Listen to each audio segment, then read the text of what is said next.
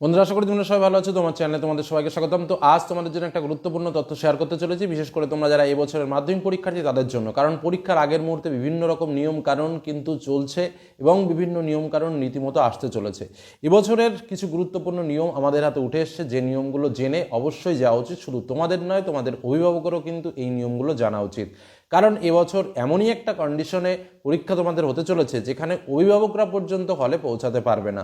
একদম স্পষ্ট করে কিন্তু আমাদের মাধ্যমিক শিক্ষা সংসদ সভাপতি কিন্তু সেটা পরিষ্কারভাবে জানিয়ে দিয়েছে, মধ্যশিক্ষা পর্ষদের সভাপতি। অর্থাৎ এবার বুঝতে পারছো যে কোন লেভেলে পরীক্ষা হচ্ছে এবং পরীক্ষার যে পরিস্থিতি সে সম্পর্কে আমরা এর আগেই বলেছিলাম যে প্রত্যেকটা সেন্টারে সিসিটিভি ক্যামেরা থাকবে, তারপরে চেকিং করে ঢোকানো হবে, কোনো রকম ব্যাগপত্র সেসব কিছু ঢুকতে নিয়ে যেতে দেওয়া হবে না। শুধুমাত্র অ্যাডমিট, রেজিস্ট্রেশন, পেন বা পরীক্ষার যে যাবতীয় সাজ সরঞ্জাম সেটা থাকবে। যদি বোর্ড নিতে হয় ফ্রেশ বোর্ড লাগবে। এই সমস্ত জিনিসগুলো তো রয়েইছে। তার সঙ্গে আরও যে বিষয়টা রয়েছে সেটা হচ্ছে মাধ্যমিক ছাত্রছাত্রীদের মানতে হবে আরও 14 দফা নিয়মকানুন। সেই 14 দফা নিয়মকানুন কিন্তু একদম বোর্ড থেকে লিখিত আকারে প্রকাশ করেছে মাধ্যমিক পর্ষদ। তো এই 14 দফা যে নিয়মকানুনগুলো রয়েছে সেই নিয়মকানুনগুলো কি রয়েছে সেটা অবশ্যই তোমাদের সঙ্গে শেয়ার করব প্রত্যেকটা বিষয়।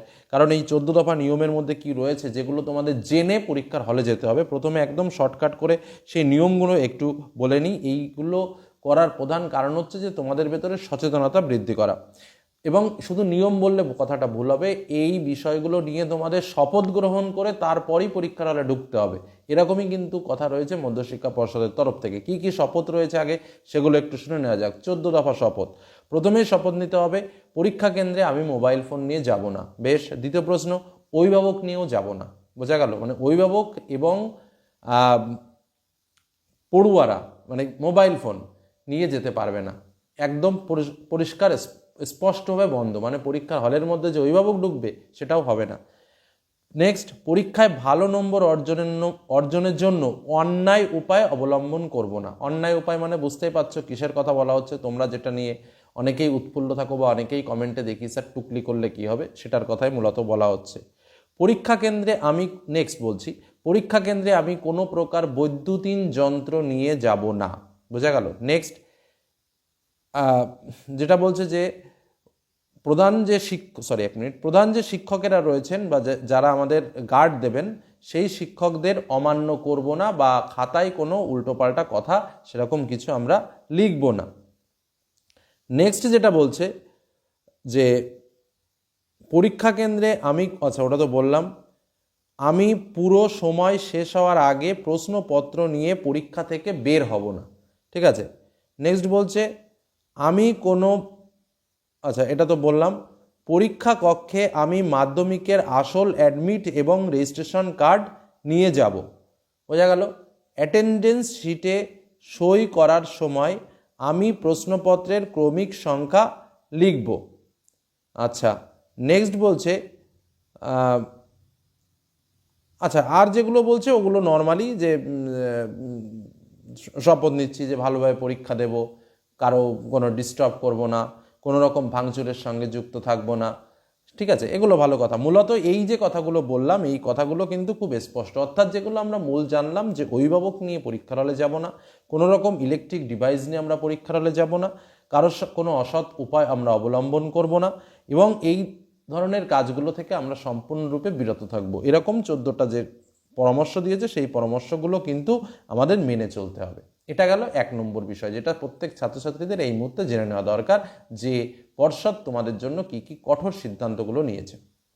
নেক্সট, এবার যেটা জানাবো সেটা তোমাদের পক্ষে একটা মজার তথ্য বা যেটা আনন্দের তথ্য, যে আমাদের প্রত্যেক বছরই পরীক্ষা যখন শেষ হয় তারপরে আমাদের খাতা রিভিউ বা স্ক্রুটিনি করতে হয়। অনেক ছাত্রছাত্রী করতে হয়, কারণ মনের মতো নাম্বার হয় না। কখনো বা মনে হয় যে না আরও 5 নম্বর হলে ভালো হতো, কখনো বা মনে হয় যে না আমার তো ফেল হওয়ার কথাই নেই, আমি কী করে ফেল হয়ে গেলাম, বা আমার আরও 20 মার্ক বাড়লে ভালো হতো, এরকম মনে হয়। এবং তারপরে কি করা হয়, ছেলে মেয়েদের জন্য সুযোগ দেওয়া হয়, তারা খাতা চেক করে। খাতা চেক করলে দেখা যায় যে অনেক ক্ষেত্রে নম্বর বেড়ে যায়, কমে না সাধারণত, কিন্তু বেশিরভাগ ক্ষেত্রে দেখা যায় যে নম্বর বাড়ছে। এবার এক্ষেত্রে যে নম্বর বাড়ার প্রবণতাটা, সেই নম্বর বাড়ার প্রবণতাটা কিন্তু একদম কম নয়, যথেষ্ট পরিমাণে বাড়ে। কখনো বা 3-4 থেকে শুরু করে সেটা 15-20 পর্যন্ত বেড়ে যায়। তো সেটা কিন্তু স্বাভাবিকভাবে পর্ষদের কাছে বিষয়টা খুবই খারাপ লাগে যে টিচাররা খাতা দেখলেন, কিন্তু সেই খাতা কিভাবে দেখলেন, কখনো বা যোগ করতে ভুল, কখনো বা হিসাব করতে ভুল, কখনো বা কোনো প্রশ্নে নম্বর পড়েনি, হ্যাঁ, কখনো বা ঠিকঠাকভাবে দেখা হয়নি। এই ধরনের সমস্যাগুলো কিন্তু লেগেই থাকে প্রত্যেকটা বছর, যে কারণে কিন্তু পর্ষদ বিভিন্ন কঠোর নিয়মকানুন অনেক কিছু প্রণয়ন করছে। এবং সেই নিয়মকানুনের মধ্যে এবছর আরও একটা নিয়মকানুন জড়িত হয়েছে। কী সেই নিয়মকানুন? না, এক্ষেত্রে বলা হচ্ছে যে স্বাভাবিকভাবে খাতায় যে নম্বর দেওয়া হলো বা প্রশ্নের আমাদের যে অ্যান্সার শিট থাকবে, সেই অ্যান্সার শিটের ওপরে নম্বর দেওয়ার জায়গা থাকে, সেখানে 1 নম্বর প্রশ্নে কত পেয়েছে, 2 নম্বর প্রশ্নে কত পেয়েছে, এরকমভাবে কেজিং করতে হয়। তো স্বাভাবিকভাবে সেটা তো থাকলোই, তার সঙ্গে আরও একটা এক্সট্রা পেজ দেওয়া হবে, যে পেজে প্রত্যেক দাগ নম্বর, প্রশ্ন নম্বর অনুযায়ী নম্বর লিখতে হবে ছাত্রছাত্রীদের, যে মানে আরও একটা পেজে এক্সট্রা। এবার যখন আমি একটা জিনিস 2-3 জায়গা লিখবো, যদি একটা ক্ষেত্রে ভুল হয় তাহলে আর একটা ক্ষেত্রে নিশ্চয়ই ভুল হবে না, তখন কিন্তু জিনিসটা ঠিকই থাকবে। এবং এই যে ভুলটা রয়েছে বা যে নম্বর টুকতে গিয়ে ভুল বা যোগ করতে গিয়ে ভুল বা নম্বর পড়েনি, এই সংক্রান্ত যে ভুলগুলো রয়েছে, এই ভুলগুলো কিন্তু আর হবে না। এক্ষেত্রে দেখা যাচ্ছে যে ছাত্রছাত্রীদের যে নম্বরের যে ভুল ভ্রান্তিমূলক যে ব্যবস্থাটা বা যে ভুল ভ্রান্তি হতো, সেই ভুল ভ্রান্তির পরিমাণটা কমবে এবং ছাত্রছাত্রীরা সঠিক নম্বরটা পাবে। এটা কিন্তু আমাদের তোমার যে উচ্চ মাধ্যমিক শিক্ষা পর্ষদ রয়েছে, সেই শিক্ষা পর্ষদের সভাপতি কিন্তু এই নতুন সিদ্ধান্তটা নিয়েছে। এবং এটা কিন্তু একটা খুব ভালো বিষয়, যেটা বলছে আগের নিয়ম মেনেই খাতা দেখবেন শিক্ষকরা, কিন্তু তার সঙ্গে থাকবে একটা বিশেষ ধরনের শিট, কোন পরীক্ষার্থী কিসে কত নম্বর পেয়েছে সেটা লেখা থাকবে এই শিটের মধ্যে, এবং পরীক্ষককে লিখতে হবে, যেটা বুঝতে পরীক্ষার্থীর যাতে কোনো রকম অসুবিধা না হয়, সেই জন্যই এই ব্যবস্থা। তাছাড়া স্বাভাবিকভাবে খাতা রিভিউয়ের অপশন এগুলোও কিন্তু থাকছে। এই গেল আমাদের সেকেন্ড তথ্য।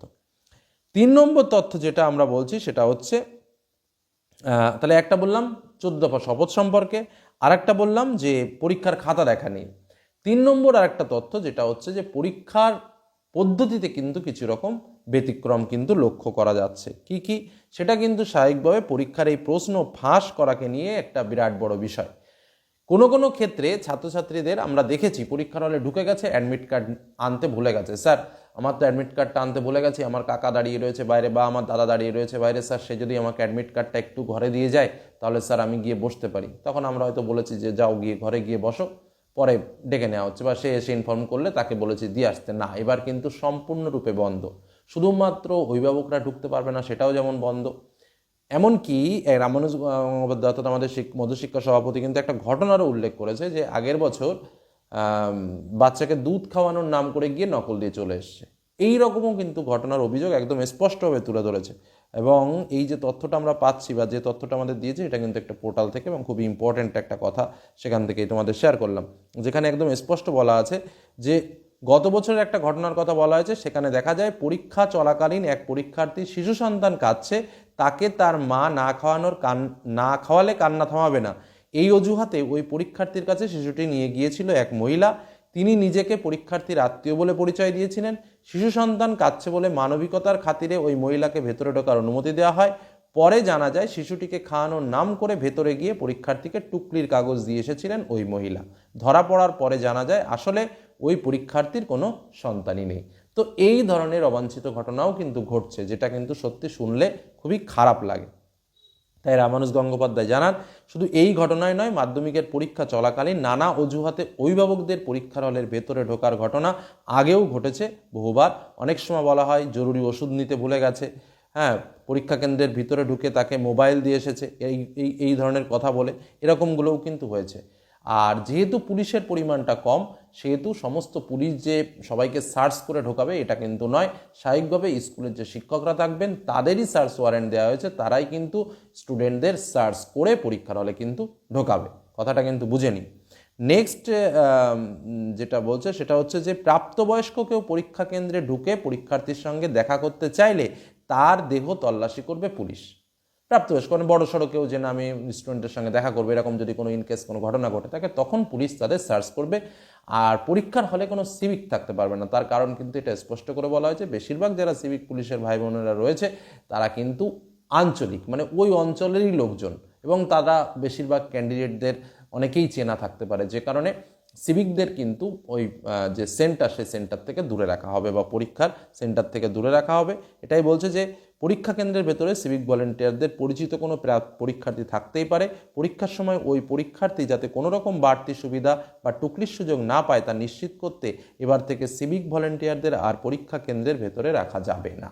এই হলো কিছু গুরুত্বপূর্ণ তথ্য যেগুলো পেলাম, তোমাদেরকে শেয়ার করলাম। তবে একটা কথা শেষ বলতে হয়, রিল্যাক্সে পরীক্ষা দিতে যাও, কোনো রকম টেনশন ছাড়া, একদম যেমন পড়াশোনা করেছো আর যেটুকু বাকি আছে, যেটুকু সময় আছে, যে টিপস, যে সাজেশন তোমাদের সামনে শেয়ার করেছি সেগুলো অবলম্বন করে পড়ো এবং ভালো একটা রেজাল্ট করো। এসবের দিকে ভাবার দরকার নেই। নিজের মতো করে সুন্দর করে অ্যাডমিট, রেজিস্ট্রেশন সার্টিফিকেট, এই সব জিনিসগুলো তোমরা যেগুলো পেয়েছো এগুলো গুছিয়ে নিয়ে পরীক্ষার হলে যাও, আর ফ্রেশ একটা বোর্ড কিন্তু অবশ্যই সঙ্গে রাখবে। এটুকু বলে আজকের আলোচনা শেষ করলাম। সকলে ভালো থেকো, সুস্থ থেকো, সাবধানে থেকো। ধন্যবাদ।